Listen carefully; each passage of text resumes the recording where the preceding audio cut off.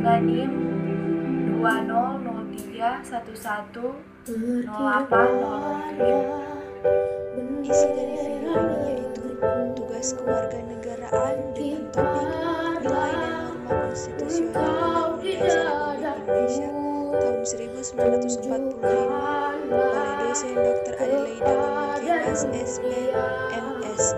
Semangatmu yang panas membara, daku ingin jiwa raga ini selaras dan keanggunan. Daku ingin jemariku ini menuliskan karismamu.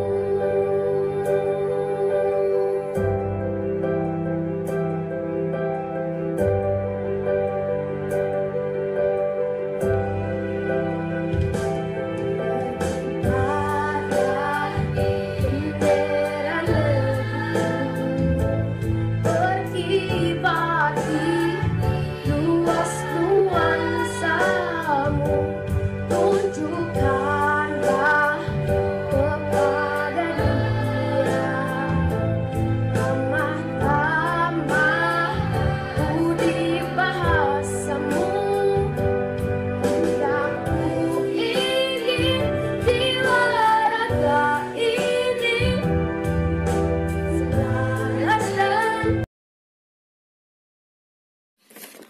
Pertanyaan pertama, mengapa setiap negara harus mempunyai landasan konstitusi?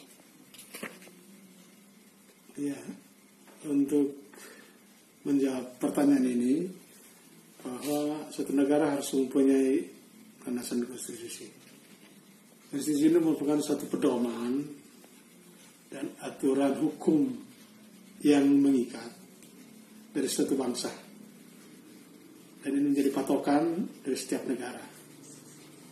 Dan kita bayangkan kalau satu negara itu tidak mempunyai konstitusi, maka negara itu bisa orang katakan menjadi kacau balau karena tidak mempunyai landasan yang positif.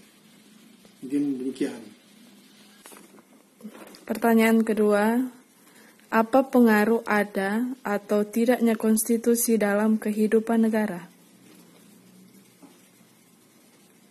Untuk menjawab pertanyaan ini, konstitusi adalah dasar dari setiap negara. Untuk membangun setiap negara harus ada konstitusi. Karena kalau tidak ada, maka akan terjadi kacau balau. Karena itu landasan dari setiap negara untuk membangun hukum dari setiap negara. Karena kalau tidak, maka bisa saja satu negara yang terpengaruh dengan sistem pemerintahan dan politik dari negara-negara lain kalau kita tidak menetapkan dasar-dasar konstitusi dari setiap negara itu. Mungkin demikian. Pertanyaan ketiga, apa hubungan konstitusi terhadap dasar negara? Menyangkut hubungan dasar negara dan konstitusi, kalau kita melihat dasar negara, yaitu mengatur norma hukum. Dan norma hukum ini adalah norma hukum yang paling tinggi seperti di negara kita. Dan ini mengatur tentang kehidupan dari setiap manusia itu berhubungan dengan Tuhan, mengatur juga hubungan manusia dengan manusia, tapi juga mengatur manusia dengan alam, lingkungannya, dan lain sebagainya. Nah, sedangkan konstitusi mengikat tentang ketatanegaraan yang mengatur sendi-sendi kehidupan negara, termasuk di dalamnya yaitu konstitusi undang-undang dasar, ya, menyangkut pedoman atau pandangan kita sebagai bangsa dan negara, seperti mengatur konstitusi tentang hukum dan lain sebagainya. Mungkin demikian. Pertanyaan yang keempat, apa pentingnya konstitusi? Konstitusi memang memegang peran yang sangat penting. Itu dikarenakan dapat menjadikan suatu negara itu mencapai tujuan yang diinginkan. Juga diharapkan dapat mengatur secara mengikat suatu pemerintahan yang diselenggarakan dalam suatu negara.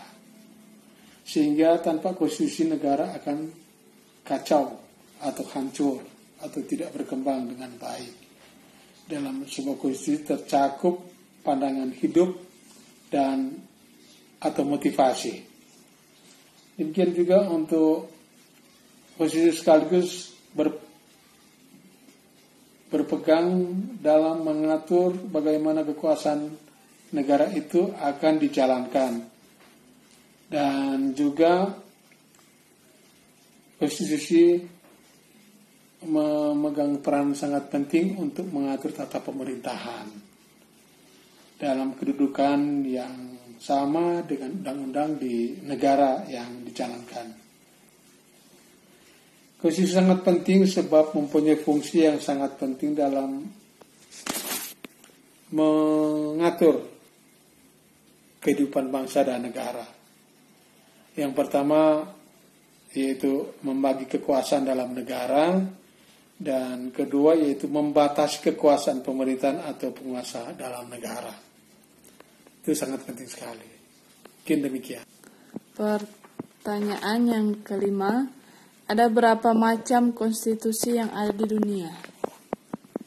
Untuk konstitusi yang kita tahu bersama, diantaranya yang pertama yaitu konstitusi tertulis dan konstitusi tidak dalam bentuk tertulis. Maksudnya begini, konstitusi tertulis adalah suatu konstitusi atau undang-undang dasar yang dituangkan dalam dokumen formal.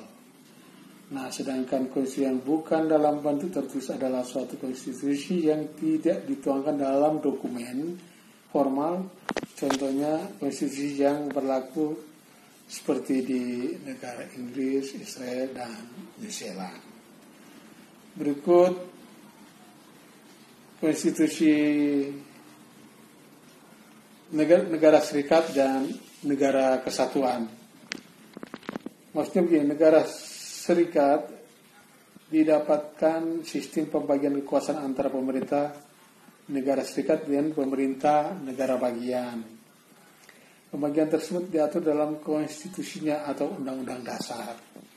Dalam negara kesatuan, pembagian kekuasaan tersebut tidak dijumpai karena seluruh kekuasaannya disentralkan di pemerintahan pusat, walaupun dikenal juga dalam desentralisasi.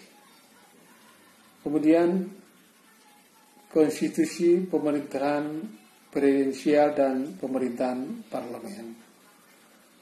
Itulah di antara beberapa jenis konstitusi yang ada di Indonesia tapi juga di negara kita.